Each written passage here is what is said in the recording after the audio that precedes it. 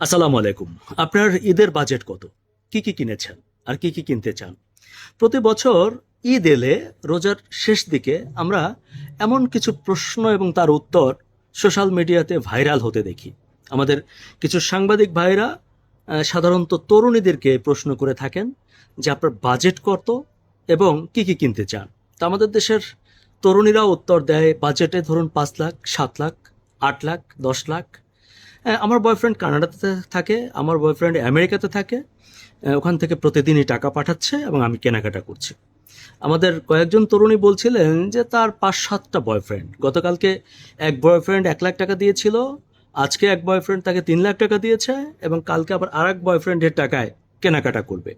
আমি আজকে আর একটা ভিডিও দেখলাম যেখানে একজন তরুণী বলছেন যে আমি ৭ লাখ টাকার মধ্যে ড্রেস কিনতে চাই, ৫ থেকে ৭ লাখ, কিন্তু যেগুলো পাচ্ছি সবে ৩ থেকে ৪ লাখ টাকার মধ্যে। আমি এমন একটা ড্রেস কিনতে চাই যেটা সর্বোচ্চ দামি এবং মানুষ যেটা মনে করবে যে একেবারেই আনকমন, কারোর সাথে মিলবে না। দর্শক মণ্ডলী, এই ভিডিও দেখার পর আপনাদেরকে আমি দুটি কথা বলতে চাই। প্রথমত হচ্ছে, একবার চিন্তা করে দেখেন যে আমাদের সমাজ ব্যবস্থা ধ্বংসের কোন পর্যায়ে চলে গেছে, যেখানে একজন তরুণী প্রকাশ্যে ঘোষণা দিচ্ছে যে তার ৫-৭টা বয়ফ্রেন্ড এবং প্রত্যেকের কাছ থেকে সে টাকা নিয়ে ঈদের শপিং করছে।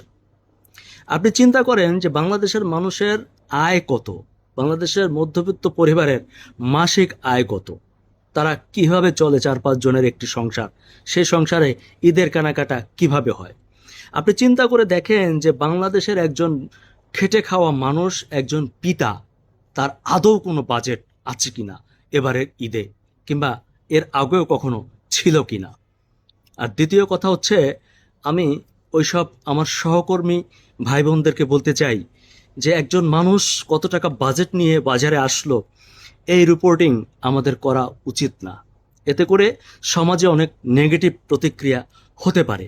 আপনি যেই মেয়েটিকে দেখাচ্ছেন যে তার ৫-৭টা বয়ফ্রেন্ড ১০-১২ লাখ টাকা শপিং করার জন্য মার্কেটে এসেছে, সেই ভিডিওটি দেখে আমাদের সমাজের অন্য তরুণীরা কি শিখবে? আমাদের মধ্যবর্তী ঘরের একটি মেয়ে যে কিনা সারা বছর অপেক্ষায় থাকে ঈদ এলে তার বাবা কিংবা তার স্বামী একটা কাপড় দিবে, একটা ভালো কাপড় দিবে, একটা ড্রেস দিবে। তো সেই মেয়েটা বা সেই তরুণীটা, সে তো এই ভিডিও দেখার পর উদ্বুদ্ধ হবে ৫-৭টা বয়ফ্রেন্ড জোগাড় করার জন্য। তাহলে আমাদের সমাজ কই গিয়ে ঠেকবে এক সময়? একবার চিন্তা করুন। আর সর্বোপরি আমি মানবিক জায়গা থেকে কয়েকটি কথা বলতে চাই। আমি গত কয়েক মাস যাবৎ ছোট্ট দুটি শিশুর জন্য কাজ করছি। একটি শিশু আছে যার বয়স মাত্র 4.5 মাসের কিছু বেশি। তার হার্টের অপারেশন করতে হবে, যে অপারেশনের জন্য 5 থেকে 7 লক্ষ টাকা লাগবে। আমি মানুষের দ্বারে দ্বারে ঘুরে সেটি এখনো ম্যানেজ করতে পারিনি। আর ঈদের মধ্যে বাচ্চাটিকে অপারেশন করা খুবই জরুরি। তার বুকের ভিতর ব্যথা হচ্ছে, কষ্ট হচ্ছে।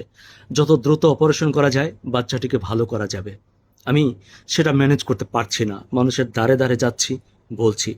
আমি অনেক ক্যান্সার আক্রান্ত রোগীকে চিনি যারা ডায়ালাইসিস করতে পারছে না টাকার জন্য।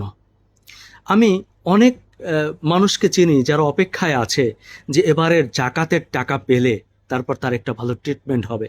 তার অপারেশন থেমে আছে, জাকাতের টাকা যদি এবার মানুষ বেশি দেয় তাহলে হাসপাতাল কর্তৃপক্ষ তার অপারেশনের চিন্তা করবে। যারা ৫ লাখ, ৭ লাখ, ১০ লাখ টাকায় ঈদের কেনাকাটা করছেন, তারা একটু এই বিষয়গুলো, এই মানুষগুলোর কথা ভেবে দেখবেন। এরাও মানুষ, এরাও মানুষ, আপনারাও মানুষ। তাহলে তফাৎটা কোথায় সেটি একটু ভেবে দেখবার অনুরোধ জানাচ্ছি। আমি আরও অনুরোধ করব, যারা এই কথাগুলো বলছেন, এই কেনাকাটার কথা চিন্তা করছেন, তারা একজন খেটে খাওয়া বাবার কথা ভেবে দেখবেন।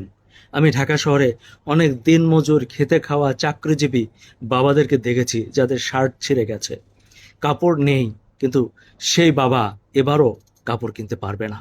এবারও দেশের অবস্থা, অর্থনৈতিক অবস্থা, টাকা পয়সার অবস্থা কারোরই ভালো না। যাদের সাথে কথা বলছি সবাই টানাপোড়েনের মধ্যে আছে। ঠিক এই মুহূর্তে এই যে ৫ লাখ, ৭ লাখ টাকার গল্প, সেগুলো সোশ্যাল মিডিয়াতে না আসাই ভালো। আশা করছি বিষয়টি ভেবে দেখবেন। সবাইকে ধন্যবাদ।